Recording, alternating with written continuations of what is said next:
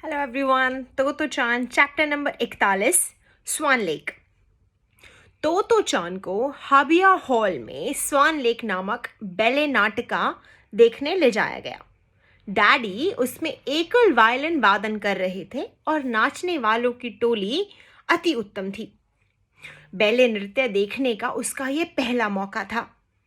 जो नर्तकी हंसों की रानी बनी थी, उसके सिर पर एक छोटा सा चमचमाता मुकुट था। वह ऊंची ऊंची कुदान भरकर नाच रही थी। लगता था मानो सच में कोई हंसी नाच रहा हो। कम से कम तोतो चान को तो ऐसा ही लग रहा था।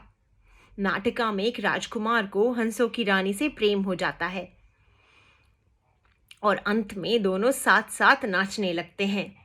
संगीत भी तोतो चान को बहुत अच्छा लगा। उसे नाटिका इतनी प्रभावशाली लगी कि वह घर लौटने पर भी इस बारे में ही सोचती रही। अगले दिन सुबह उठकर वह सीधा रसोई में पहुंची। उसने बालों में कंघी तक नहीं की थी। माँ वहीं थी। उसने माँ के सामने घोषणा कर डाली, माँ, मैं जासूस नहीं बनना चाहती, साजिंदा भी नहीं, टिकट बाबू भी नहीं। मैं तो बैलरीना बनूंगी, स्वान लेक की नाटिका में नाचूंगी। ओह, माँ को कतई आश्चर्य नहीं हुआ। खुद जाकर बैले तो तोतो चान ने पहली बार देखा था, पर एजाडोरा डंकन के बारे में उसने हेडमास्टर जी से बहुत कुछ सुन रखा था। एजाडोरा प्रसिद्ध अमरीकी नर्तकी थी। शिकोबायाशी की तरह एजाडोरा भी डेलक्रोज से प्रभावित हुई थी। अगर हेडमास्टर जी एजाडोरा से प्रभावित थे तो यह तोतो चान के लिए काफ़ी था। और इसलिए हालांकि उसने एजाडोरा को कभी नाचते नहीं देखा था, उसे लगता था कि वह उन्हें अच्छी तरह जानती है। यानी नर्तकी बनने का सपना उसके लिए कोई अजीबोगरीब सपना नहीं था। शिकोबायाशी के एक मित्र थे। वे तमोए में बच्चों को यूरिथमिक सिखाने आते थे। तोतो चान के स्कूल के पास ही उनकी नृत्यशाला थी। माँ ने यह व्यवस्था कर दी कि वह स्कूल के बाद वहीं बैले नृत्य सीखने चली जाए। माँ अपनी तरफ से तोतो चान से कभी न कहती, यह करो वह करो, पर जब भी तोतो चान कुछ करना या सीखना चाहती तो वह सवाल जवाब में नहीं उलझती, खुद पहल करती और व्यवस्था कर देती। तोतो चान ने नृत्यशाला में नाच सीखना शुरू किया। वह पहले दिन से ही उस दिन का इंतजार करने लगी जब वह स्वान लोक जैसा नाच सकेगी, स्वान लेक। पर नृत्य शिक्षक का अपना ही तरीका था। वे ढेरों यूरिथमिक्स की कसरतें करवाते। तब वे सभी छात्राओं को पियानो या ग्रामाफोन के संगीत पर कमर ताल से चलने को कहते।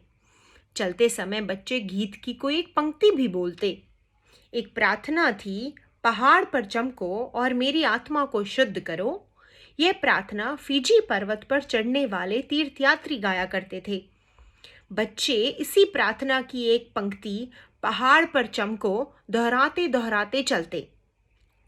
तब अचानक शिक्षक कहते, मुद्रा बनाओ। इस पर सभी बच्चों को कोई भंगिमा बनाकर स्थिर खड़े रहना पड़ता। स्वयं शिक्षक भी तब च जैसी आवाजें निकालते और मुद्रा बनाते। उनकी भंगिमा कभी स्वर्ग को ताकते हुए होती तो कभी त्रस्त मानव की। त्रस्त मानव की मुद्रा बनाते समय वे गुड़ी मुड़ी होकर नीचे बैठ जाते और अपना सिर दोनों हाथों में थाम लेते। पर तोतो चान के मन में तो कुछ और ही बसा था। उसका बिंब था चमकीला मुकुट और फ्रिल वाली सफेद पोशाक पहने एक राजहंसनी। पहाड़ पर चमको या उसके मन में बसा बिंब नहीं था।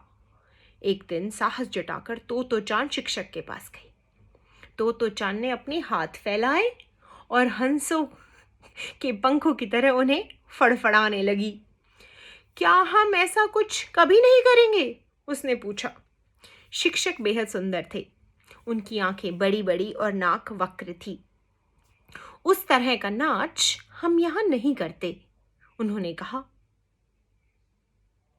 इसके बाद तोतो चान कभी लौटकर नृत्यशाला में नहीं गई। बिना बैले के जूते पहने नंगे पांव उछलना उसे बेहद पसंद था। मन से गढ़कर वह मुद्राएं भी बनाती और यह इच्छा उसके मन में अब भी बसी थी कि काश वह छोटा सा चमचमाता मुकुट पहने नाच सकती। स्वान लेक अच्छी नाटिका है, शिक्षक ने कहा था, पर मैं चाहता हूं कि तुम सब में स्वेच्छा से, आजादी से नाचने की आदत डाल सको। कई साल गुजर जाने के बाद ही तोतो चान को अपने शिक्षक का नाम पता चला।